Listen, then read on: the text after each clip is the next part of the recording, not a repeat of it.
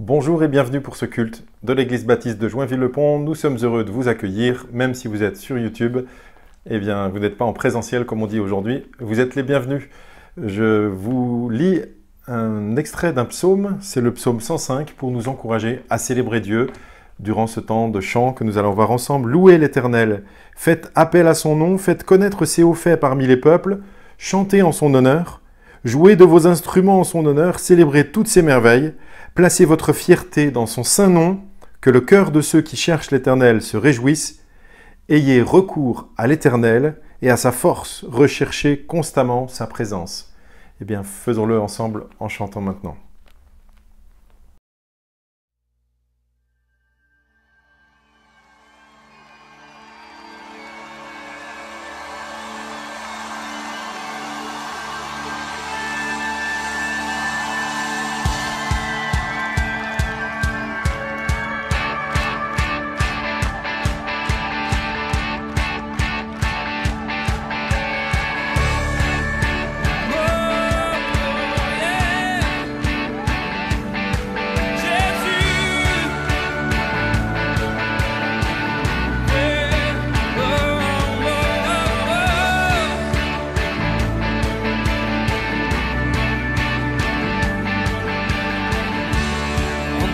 Dans sa présence, avec reconnaissance, car il est le roi.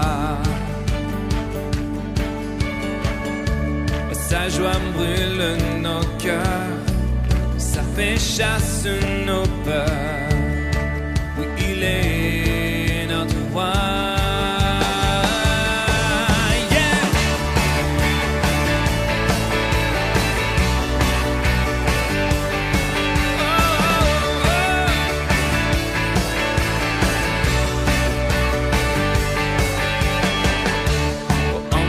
Dans sa présence, avec reconnaissance, car il est le roi. Sa joie brûle nos cœurs, ça fait chasse nos peurs. Oui, il est notre roi. Notre roi, louons-le.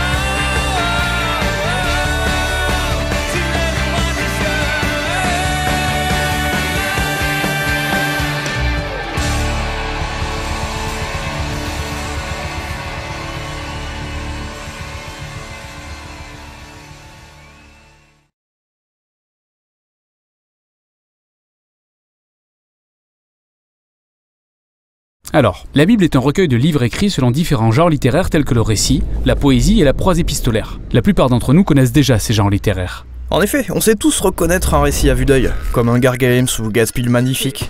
La plupart des gens savent aussi reconnaître la poésie, que ce soit à travers une œuvre de Charles Baudelaire ou des chansons de Jean-Jacques Goldman. Et notre quotidien est envahi de prose épistolaire qu'on a dans les articles de presse ou les essais.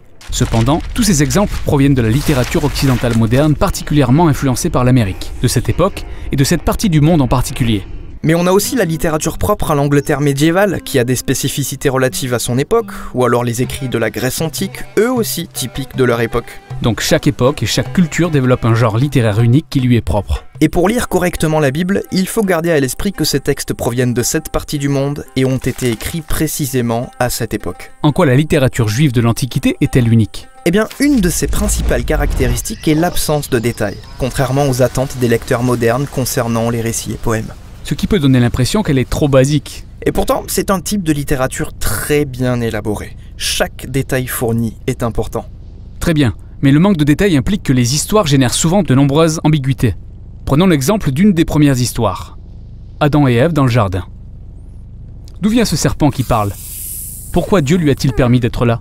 Pourquoi Adam et Ève ne sont-ils pas morts sur le champ comme Dieu leur avait dit ? Et quelle est cette descendance de la femme qui va écraser le serpent tout en se faisant mordre ? C'est vrai que l'histoire est pleine de mystères. Mais certaines questions que nous nous posons ne sont pas essentielles pour l'auteur, selon le but de son œuvre. Cela dit, il y a des ambiguïtés qui ont été laissées exprès. Exprès ? N'est-ce pas le meilleur moyen de laisser libre cours à de fausses interprétations ? Surtout avec des lecteurs qui pourront combler les manques de précision avec leurs propres hypothèses. C'est en effet un risque que les auteurs bibliques ont pris en écrivant de cette manière. On a tous tendance à projeter nos propres penchants culturels sur la Bible. Mais ils se sont clairement dit que le risque en valait la peine. Ces bizarreries sont des invitations à s'embarquer dans une aventure littéraire pleine de découvertes. Qu'entends-tu par là ? Prenons l'exemple de l'étrange promesse concernant la descendance de la femme qui va écraser le serpent mais se fait mordre. Le mot descendance est un indice clé renvoyant aux généalogies qui, comme par hasard, sont permanentes tout le long du récit biblique. Chaque génération de la lignée d'Ève est détaillée jusqu'au roi David avec sa descendance à lui aussi. Et dans le Nouveau Testament, la généalogie du début montre clairement Jésus comme étant cette descendance de la lignée royale. En lisant les prophètes, Ésaïe a relié ce roi au serviteur meurtri qui donnera sa vie pour son peuple. Ensuite, dans le livre de l'Apocalypse, il y a une vision symbolique du même genre. Peux-tu deviner laquelle ? Elle concerne une femme et sa descendance. C'est aussi Jésus, accompagné de ses fidèles, qui triomphe du dragon au prix de leur vie. Oui, chaque bout de l'histoire est plein d'ambiguïtés, mais une fois toutes ces parties réunies, l'histoire prend tout son sens. Et c'est bien là tout le génie littéraire de la Bible. Elle te pousse à en poursuivre la lecture pour ensuite interpréter chaque partie au regard des autres. Tout ça me semble bien trop compliqué. Je ne suis pas sûr d'arriver à le faire. Le fait est que personne n'est censé comprendre tout ça tout seul, et surtout pas en une seule lecture. La densité de ce style d'écriture pousse le lecteur à ralentir sa cadence pour lire attentivement, alors qu'il se lance dans la découverte interactive qu'offre l'ensemble du récit biblique. Et ça s'étale sur toute une vie de lecture et de relecture. Ah, c'est de la littérature méditative en fait. Exactement.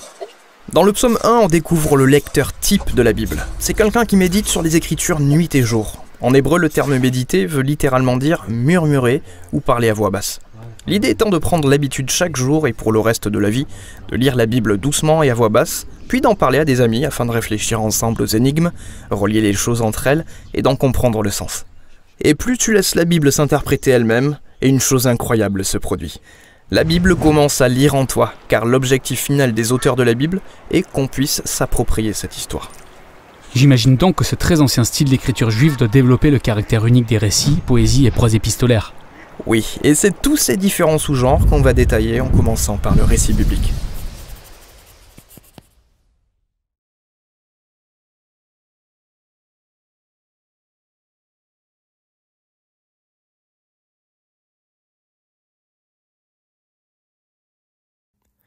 Tu es grand et élevé, bien au-dessus des cieux.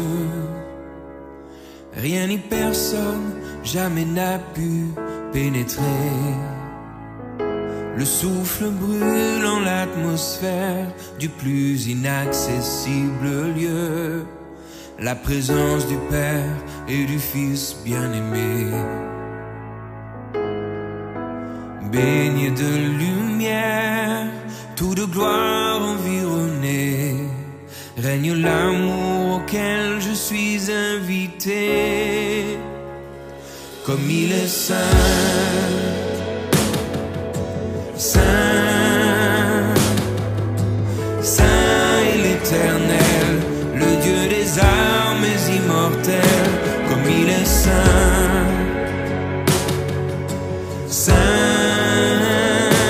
oh sainteté au Père, le roi des cieux et de la terre, comme il est saint, saint, saint l'agneau de Dieu, lion de Judas, fils glorieux, comme il est saint,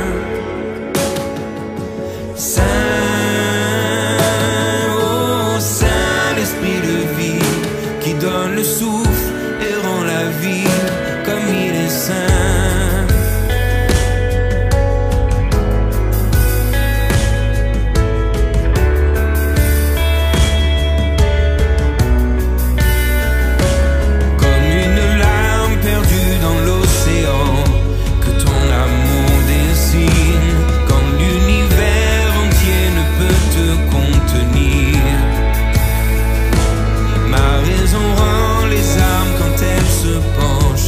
L'abîme indicible et plonge sans fin dans l'amour infini. Prosterné dans l'espace, entre le rire et les pleurs, je te découvre tout au fond de mon cœur, comme il est saint, saint.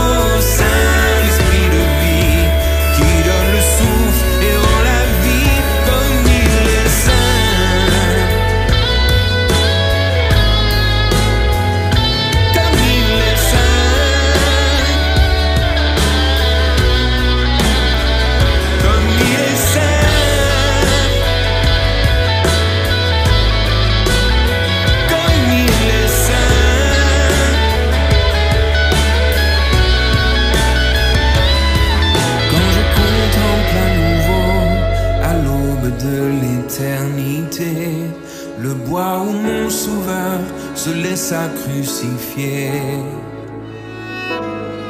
Quand je vois les mains, les pieds que mon cœur pécheur a cloués, c'en est plus que mon âme ne peut supporter. Grâce incomparable, ton amour me terrifie. Toi le Dieu fait homme qui pardonne et qui prie.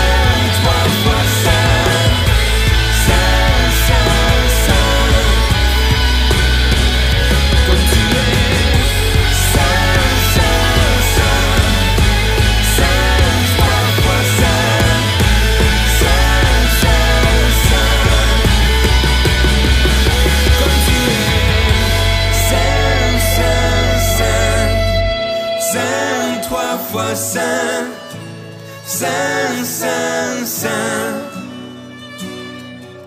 Comme tu es, saint, saint, saint, saint, trois fois saint, saint, saint, saint. Ô Seigneur, comme tu es, saint, saint, saint, saint, trois fois saint, saint, saint, saint. Jésus a souvent parlé du royaume de Dieu et de comment y entrer, comment être sauvé. Et il a aussi souvent parlé de son retour. Je vous propose une petite lecture dans l'évangile de Matthieu au chapitre 24. Il est justement en train de parler de son retour et voici ce qu'il dit. « Quant au jour et à l'heure, personne ne les connaît. Pas même les anges du ciel, ni même le Fils. Mon Père seul les connaît. Ce qui est arrivé à l'époque de Noé arrivera du même au retour du Fils de l'homme. En effet, dans les jours précédant le déluge, les hommes mangeaient et buvaient, se mariaient et mariaient leurs enfants jusqu'au jour où Noé est entré dans l'arche. Ils ne se sont doutés de rien, jusqu'à ce que le déluge vienne et les emporte tous. Il en ira de même au retour du Fils de l'homme. Alors 2 hommes seront dans un champ, l'un sera pris et l'autre laissé.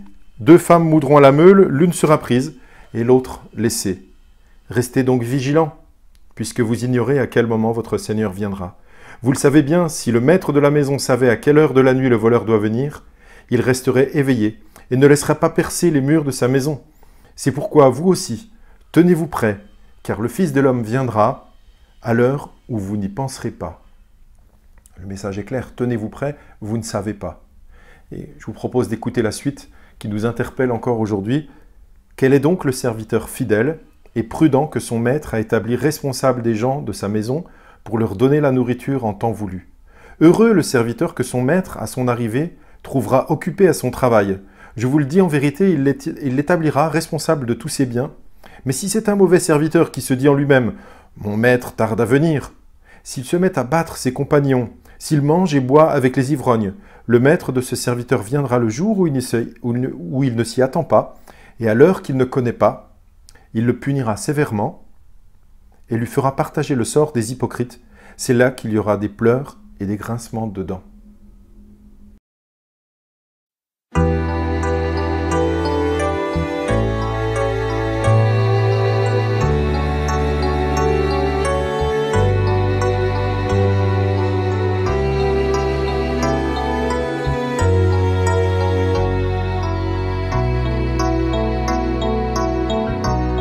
Tiens ma lampe allumée, la flamme est si fragile. Ce soir je viens mendier ton pain, ton eau, ton huile. Tiens ma lampe allumée jusqu'à ton domicile. Toi seul peux me guider. Allume dans mon cœur quelque chose de vrai, quelque chose de toi, que rien ne puisse éteindre, ni l'échec, ni la peur, ni le poids des années, et que puisse mon pas chercher à te rejoindre. Tiens ma lampe allumée, la flamme est si fragile.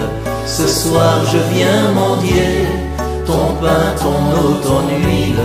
Tiens ma lampe allumée jusqu'à ton domicile, toi seul peux me guider. Allume dans mes yeux quelque chose de pur, quelque chose de toi, que rien ne puisse éteindre, ni le poids du présent, ni l'avenir peu sûr, et que dans mon regard ta clarté vienne poindre. Tiens ma lampe allumée, la flamme est si fragile. Ce soir je viens mendier ton pain, ton eau, ton huile. Tiens ma lampe allumée jusqu'à ton domicile, toi seul peux me guider. Allume dans mes mains quelque chose de doux, quelque chose de toi, que rien ne puisse éteindre, de petit, de discret, de brûlant, d'un peu fou, et que puissent mes bras savoir encore étreindre. Tiens ma lampe allumée, la flamme est si fragile, ce soir je viens mendier ton pain, ton eau, ton huile. Tiens ma lampe allumée, jusqu'à ton domicile, toi seul peux me guider. Allume dans ma vie quelque chose de beau, quelque chose de toi, que rien ne puisse éteindre, avec un goût d'amour et des rêves nouveaux, que puisse mon chemin parvenir à t'atteindre. Tiens ma lampe allumée, la flamme est si fragile, ce soir je viens mendier ton pain, ton eau, ton huile.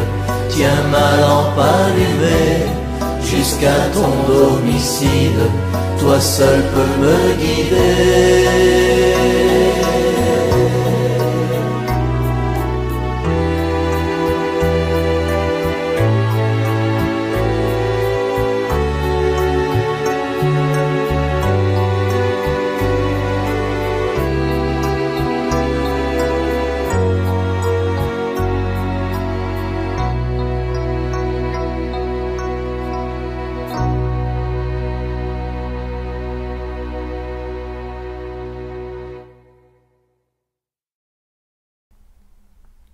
Aujourd'hui, ce n'est pas moi qui vais apporter la prédication, c'est Gérard, donc je le remercie beaucoup d'avoir préparé cela pour nous.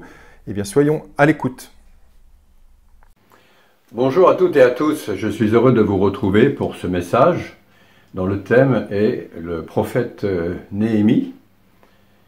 Néhémie est un prophète, donc son récit et sa vie est décrite dans l'Ancien Testament, et je vais lire comme élément introductif donc dans la parole, au livre de Néhémie, au chapitre 2, et les versets 1 à 10. C'est intitulé « Néhémie à Jérusalem ».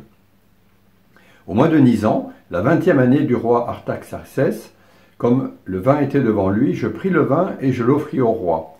Jamais je n'avais paru triste en sa présence. Le roi me dit « Pourquoi as-tu le visage triste? Tu n'es pourtant pas malade, ce ne peut être qu'un chagrin de cœur. » Je fus saisi d'une grande crainte, et je répondis au roi, « Que le roi vive éternellement. Pourquoi n'aurais-je pas le visage triste, alors que la ville où sont les tombeaux de mes pères est détruite, et que ses portes ont été dévorées par le feu ?»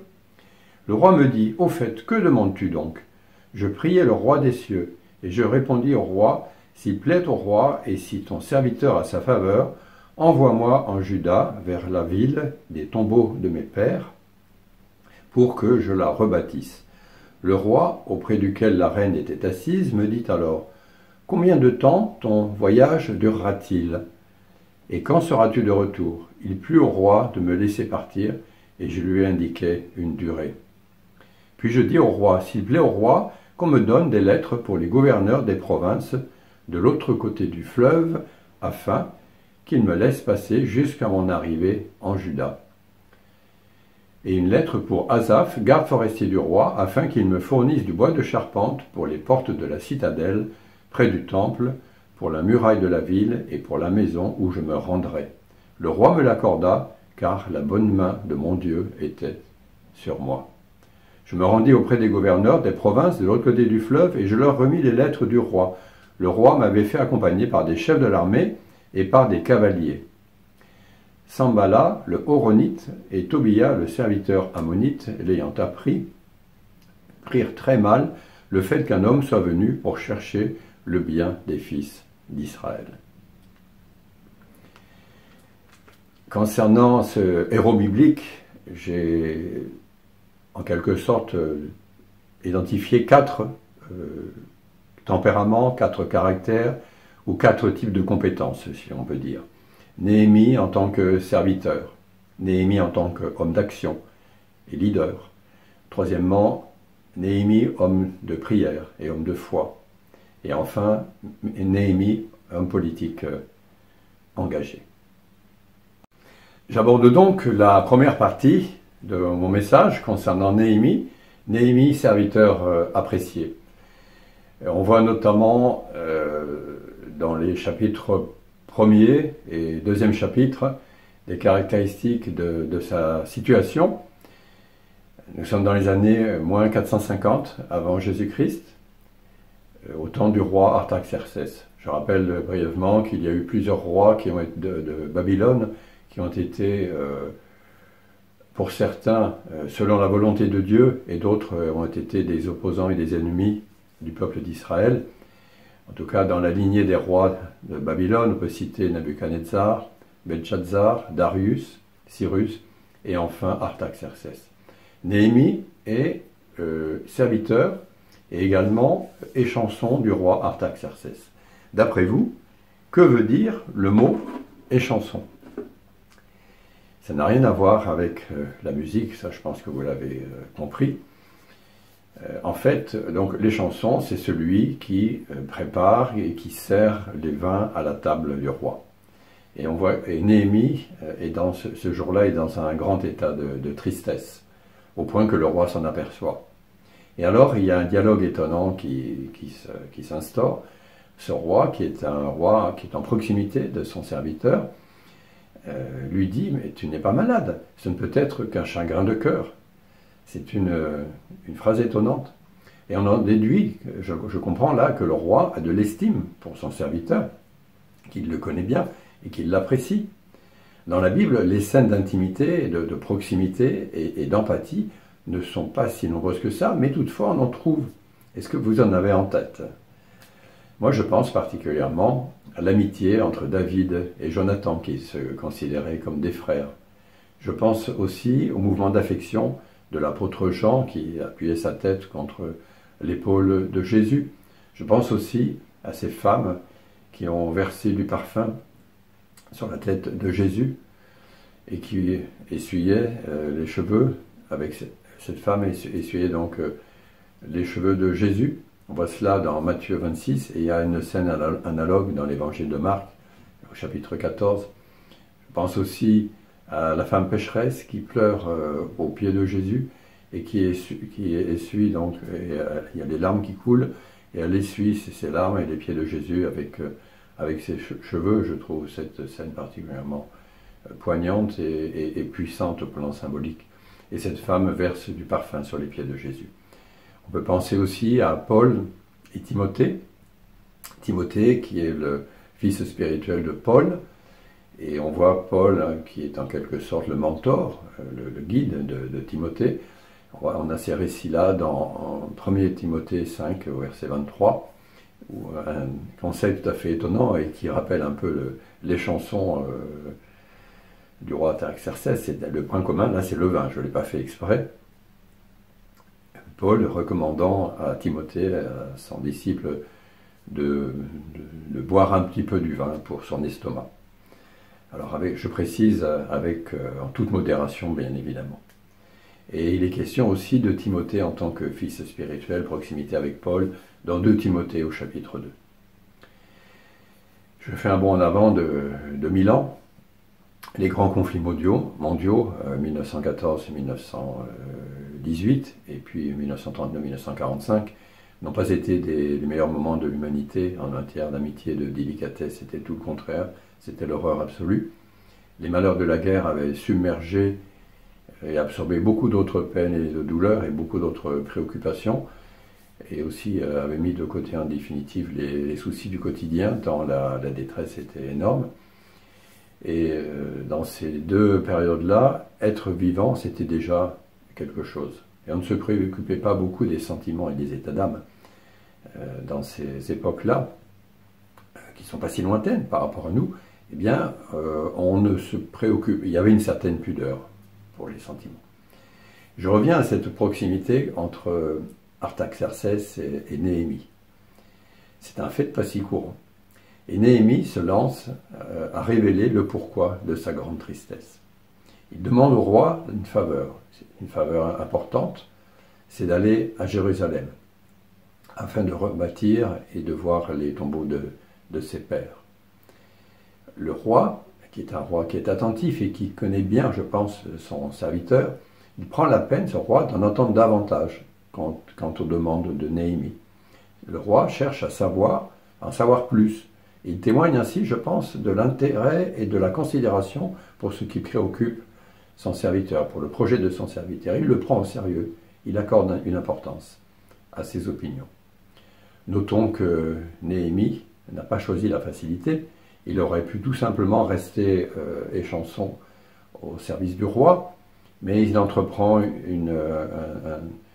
un destin, on peut dire, une entreprise qui est au service de l'Éternel et de ses concitoyens pour une mission qui va être très ardue et qui requiert vraiment beaucoup de foi.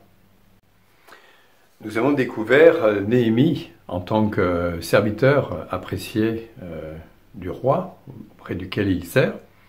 Et maintenant, nous allons voir Néhémie, homme d'action et leader.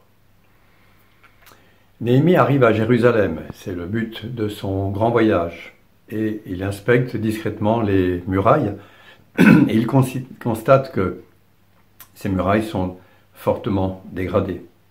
L'enjeu il est considérable, il y a beaucoup d'ennemis qui s'étaient ligués contre la cité. Ces ennemis considéraient sans doute que ces destructions étaient définitives. L'état des murailles, comme on l'a précédemment évoqué, est terrible, accablant. Jérusalem est en majorité détruite, ses portes ont été ravagées par le feu. Et Néhémie en fait part aux magistrats qui sont restés sur place. Et il leur dit comment Dieu a soutenu ce projet de restauration et que le roi de Babylone l'a encouragé. Alors les magistrats se décident. « Levons-nous et bâtissons », disent-ils. Des opposants se moquent et expriment du mépris. Mais n'empêche que la réparation des murailles démarre. Au chapitre 3, on voit cela. Et là, je voudrais faire une parenthèse par rapport à une expérience personnelle qui s'est située à l'église de Bordeaux, il y a de cela plus de 35 ans. Michel et moi-même étions dans cette église et nous avions des locaux qui faisaient à peine 100 mètres carrés et qui étaient devenus insuffisants. Et le pasteur avait eu cette vision d'un local plus grand et c'était vraiment un acte de foi. Et donc, nous avons commencé à remettre en état un ancien bâtiment industriel de plus de 200 mètres carrés. Et ce chantier générait du bruit, de la poussière, de l'inconfort, et il fallait faire de la démolition. Et nous étions dans un cadre inconfortable. Ce qui est tout à fait intéressant dans cette histoire, c'est que nous avons commencé à travailler les samedis. Et les samedis, nous manions la truelle, la pelle, la pioche, les scies, la bétonnière, et nous avions aussi un chef de chantier sur place, c'était indispensable. Et nous avons en plus de cela été aidés par des volontaires, des chrétiens américains, qui, mes amis, entendez cela, c'est remarquable, ces chrétiens américains prenaient sur leur temps de vacances le déplacement pour venir nous aider à bâtir un autre temple. Et par rapport à cette épopée, en quelque sorte, il y a eu un phénomène de réunion et de symbiose, je dirais, de synergie. Voilà, c'est le terme que je cherchais. Et ça a été phénoménal. Nous avons avancé ensemble. J'ai constaté par ailleurs que pour les chantiers, d'une façon générale, j'ai vu cela moi-même en tant que professionnel du bâtiment, en quelque sorte, et en tout cas représentant de maître d'ouvrage pour l'Armée du Salut, j'ai eu plusieurs dizaines de chantiers qui allaient de 100 mètres carrés à 4500 mètres carrés. 4500 mètres carrés, juste pour donner une idée, c'est un peu plus de 10 fois la superficie de nos locaux de Joinville. Et j'ai constaté qu'à travers tous ces chantiers que j'ai pu suivre, le même étonnement, à savoir que le bruit, la poussière et l'inconfort, et avec en plus, et heureusement, le génie des concepteurs et des bâtisseurs, eh bien, ce qui était au départ du bruit, de la poussière et de l'inconfort, produisait au final quelque chose de neuf, quelque chose de beau et quelque chose de bon. Je reviens à Néhémie, cet homme de foi. Eh bien, un plan d'ensemble est établi, Et nous voyons que 42 équipes sont constituées, chacune avec son emplacement bien défini et son lot de travaux à réaliser. Au passage, on voit que l'une des équipes a à bâtir sur une longueur de 1000 coudées. 1000 coudées, ça représente environ 500 mètres. Et chose tout à fait intéressante, là encore, il n'y a pas que des maçons. Il y a plusieurs autres professionnels, entre guillemets, qui participent à ces travaux. On voit notamment un souverain sacrificateur, d'après ce que le texte biblique nous indique, des lévites, 2 chefs de district, des orfèvres, des parfumeurs, des commerçants. C'est tout à fait inattendu. Les travaux continuent malgré de nouvelles critiques et malgré des menaces. Et c'est à nouveau un combat spirituel dans la prière qui est adressé à Dieu. Au chapitre 4, on voit que les menaces n'ont pas cessé vis-à-vis des bâtisseurs. Ces menaces se renforcent et pour attaquer Jérusalem. Le travail est difficile et fatigant. Et le découragement peut être là, mais Dieu veille. À plusieurs reprises, des Juifs qui sont proches des murailles alertent quant à des probables attaques. Il faut désormais s'organiser dans la logistique et dans la surveillance du chantier. Et il faut désormais manier la truelle d'une main et l'épée de l'autre pour se défendre. Et Néhémie raconte, nous affrontons par moments dans nos vies, alors là c'est pas Néhémie, c'est nous-mêmes, pardon, nous affrontons dans nos vies des moments difficiles, des combats, des luttes, face à des défis multipliés. Et parfois nous ne voyons pas l'issue, mais nous savons une chose, c'est que Dieu a un plan et Dieu veille. Je reviens au chantier de Babylone. Les Juifs qui étaient restés sur place alertent les bâtisseurs à chaque fois qu'il y a une menace et leur proposent de se rapprocher d'eux dans le cas d'une menace pour être plus forts ensemble et afin de mieux combattre. Et à chaque fois qu'une escarmouche se produit ou qu'un danger se profile ou est là réellement, eh bien les travaux cessent et ensuite reprennent, chacun avec ses outils, avec le matériel et avec des armes.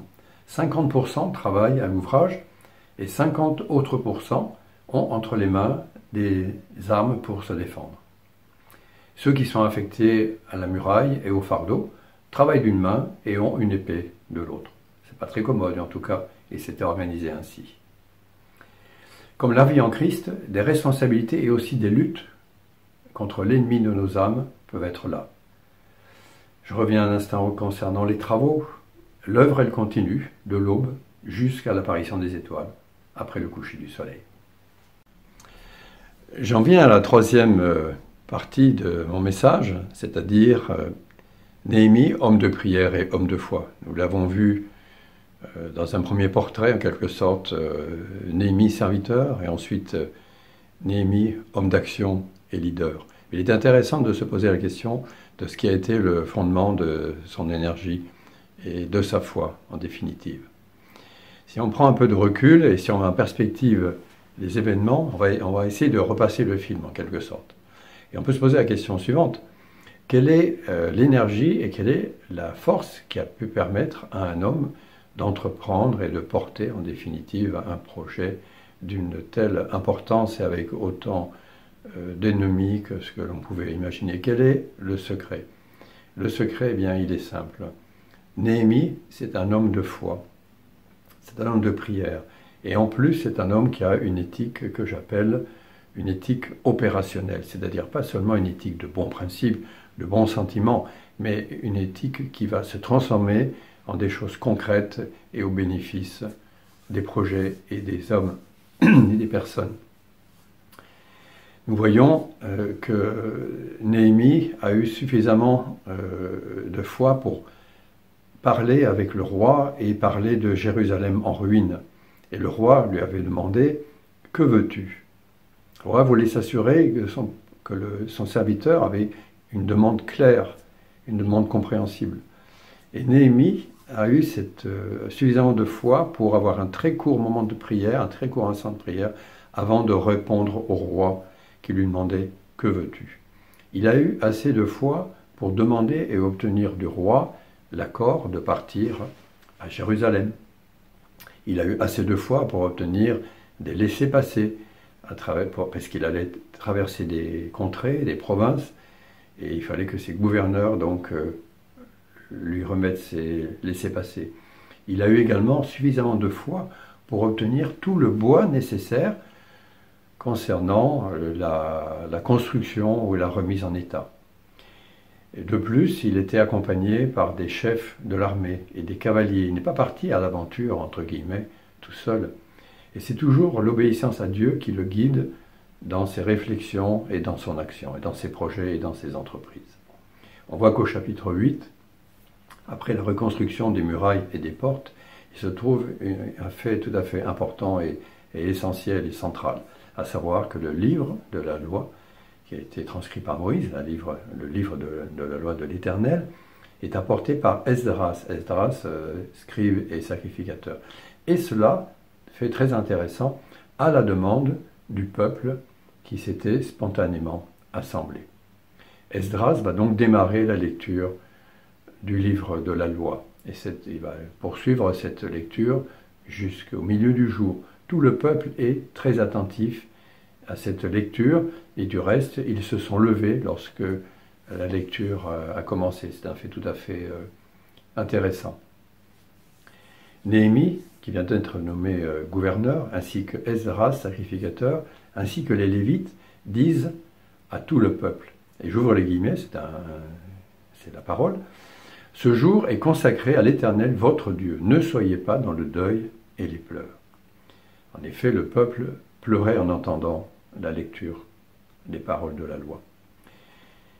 Néhémie et Esdras consolent le peuple.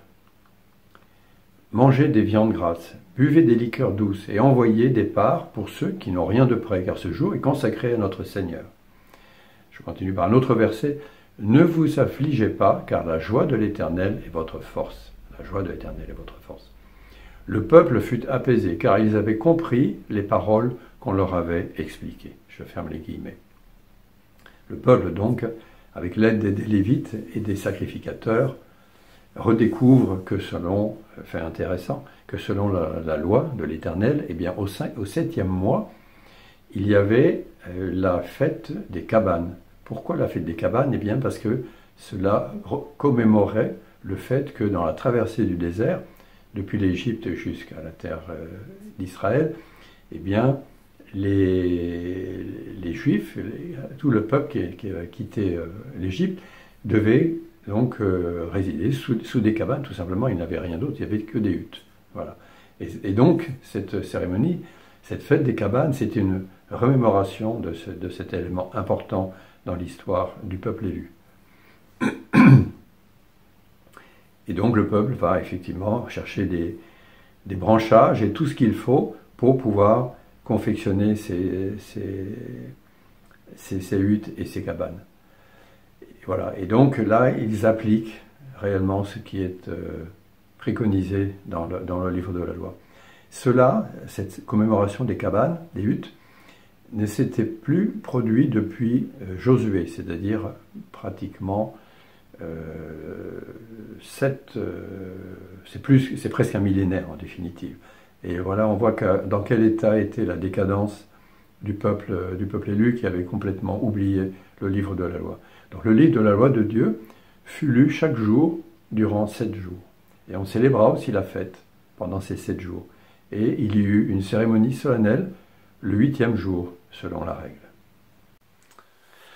Après avoir vu plusieurs portraits de Néhémie, donc Néhémie serviteur, Néhémie homme d'action et leader, Néhémie homme de prière et de foi, eh bien maintenant nous allons voir Néhémie dans sa dimension politique, homme de droit et homme de justice.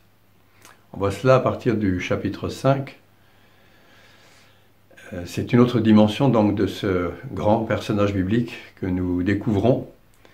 Néhémie, qui est avec le peuple d'Israël à Jérusalem, entend des plaintes et il va de découverte en découverte.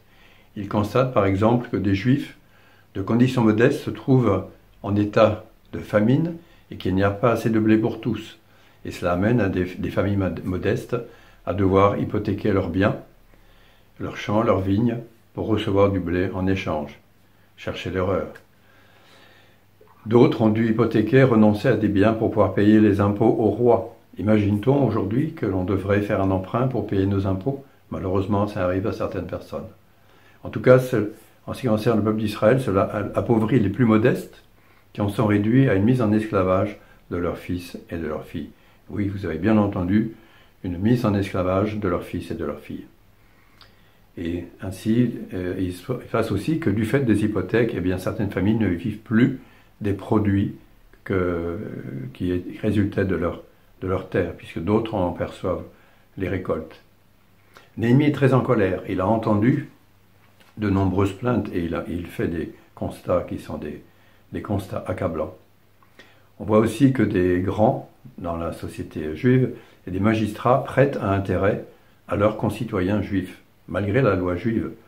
Alors pourquoi malgré la loi juive? Tout simplement parce qu'elle interdisait à des juifs, entre eux, de prêter à intérêt. On voit aussi que des magistrats vendraient des juifs à d'autres juifs dans leur propre nation. Et ceux qui ont mal agi ainsi restent muets tellement leur faute est accablante. En quelque sorte, Néhémie met le doigt là où ça fait mal. Est-ce que nous ne devons pas tous vivre dans la crainte du Créateur? Le Créateur n'a pas voulu que nous soyons mis en esclavage. Qu'est-ce que doivent penser les nations environnantes par rapport à de telles horreurs? Néhémie continue. Nous aussi, nous avons prêté à intérêt. Alors annulons leurs dettes, rendons-leur leurs biens, leurs champs, leurs vignes, leurs maisons et les intérêts que nous avons exigés. L'auditoire accepta, et Néhémie fit venir les sacrificateurs pour que devant l'Éternel, ceux qui avaient commis ces choses s'engagent à faire ce qui était convenu. Alors que Néhémie est nommé gouverneur par le roi Artaxerxès, c'est là de la 20e à la 32e année du règne de ce roi, Néhémie fait cesser les pratiques qui consistaient à percevoir auprès du peuple du pain et du vin en rupture à ce que faisaient ses prédécesseurs. Il renonce aussi à recevoir son salaire de gouverneur, considérant que ces sommes-là pèseraient trop sur les comptes de sa nation. On voit au chapitre 6 également que des ennemis continuent à chercher à lui faire du mal. C'est de la politique de caniveau, de bas étage. On veut l'avertir d'une soi-disant rumeur que Néhémie et ses compagnons auraient prévu de se révolter. C'est grotesque. Qu'il prévoyait d'être roi, qu'il aurait institué des prophètes, et que ces rumeurs viendraient à la connaissance du roi. Néhémie, ça ne l'impressionne pas du tout, il leur signifie que ces rumeurs sont inventées et qu'il a franchement d'autres choses à faire que de perdre du temps.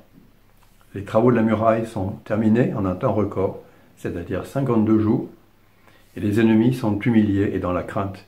Il était évident que Dieu seul avait pu permettre un tel exploit. Nous voici à la conclusion partielle de ce message concernant la vie de Noémie. Nous avons abordé les moments de décision et d'action faits par Néhémie et concernant la nécessaire reconstruction matérielle de Jérusalem, le besoin de reconstruction aussi des cœurs, tant pour les élites que pour le peuple à Jérusalem, à cause de leur éloignement de la loi de l'Éternel et de leur besoin de changer. C'était une sorte d'état des lieux en définitive. L'état spirituel du peuple élu a eu de graves répercussions sur leur vie courante. Leur éloignement des contenus de la loi a entraîné pour eux une décadence et des grands malheurs, comme on l'a constaté. Il est vrai que cela peut être aussi le cas au plan individuel en ce qui nous concerne, tant pour nos frères juifs d'alors ou d'aujourd'hui, que pour nous-mêmes en tant que croyants. Nous verrons dans un prochain message le sursaut du peuple, la confession des péchés et aussi les engagements avec un pacte, les résolutions pour la célébration du culte, le redéploiement des habitants entre Jérusalem et le reste du temple, l'inauguration de la muraille, les réformes lors d'un deuxième séjour de Néhémie à Jérusalem. Que le Seigneur vous bénisse. Amen. Merci beaucoup Gérard pour cette parole d'encouragement. Que le Seigneur nous bénisse et qu'il nous aide à mettre en pratique sa parole. Quant à moi, il ne me reste plus qu'à vous souhaiter un bon dimanche. Bon retour pour ceux qui sont partis pour quelques jours de vacances. Profitez bien. Bon courage à tous pour la reprise du travail ou la continuité. On se dit à très bientôt. Bye bye.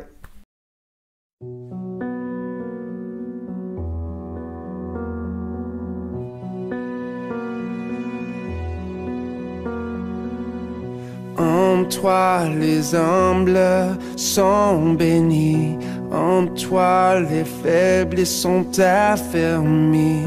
Les cœurs brisés tu rétablis, donnant la vie.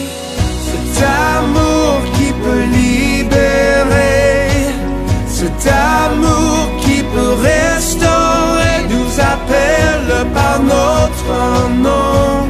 Tu nous appelles par notre nom.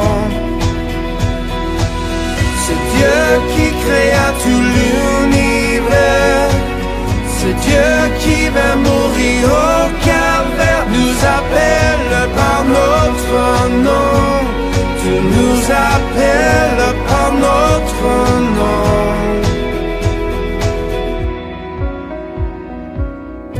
À ceux qui doutent de la foi, aux chancelants, tu tends les bras, tu les appelles de ta voix.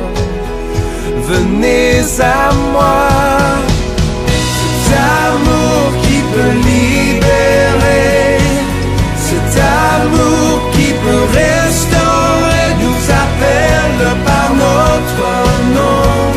Tu nous appelles par notre nom.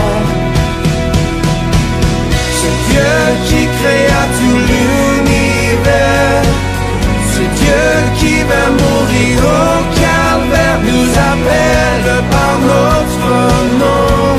Tu nous appelles par notre nom. Oh, oh, oh, oh, oh,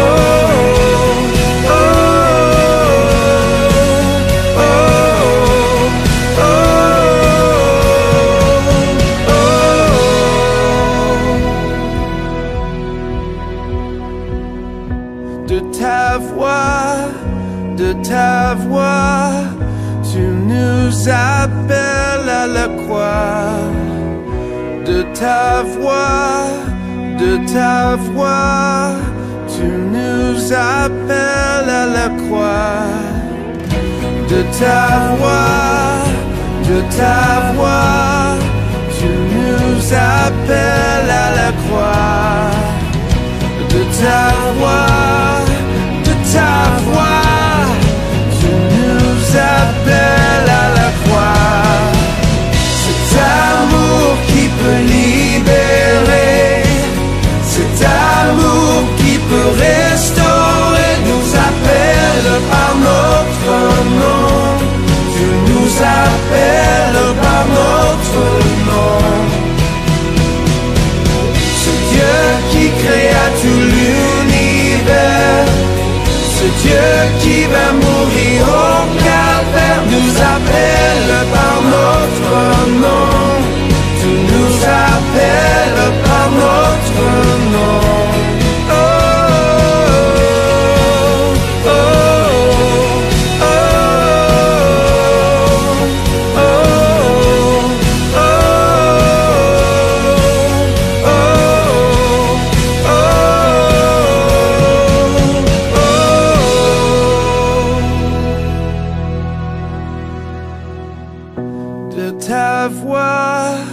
de ta voix, tu nous appelles à la croix. De ta voix, tu nous appelles à la croix.